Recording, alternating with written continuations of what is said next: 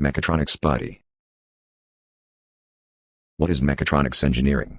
Mechatronics, also called mechatronics engineering, is an interdisciplinary branch of mechanical engineering that focuses on the integration of mechanical, electronic and electrical engineering systems, and also includes a combination of robotics, electronics, computer, telecommunications, systems, control, and product engineering. The demand and scope of mechatronics are increasing day by day.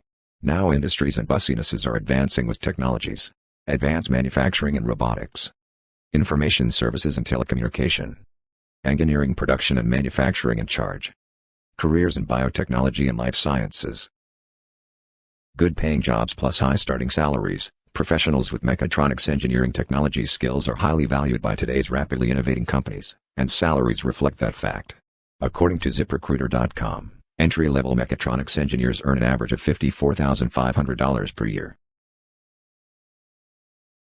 It just requires three things: willingness, learning, and time.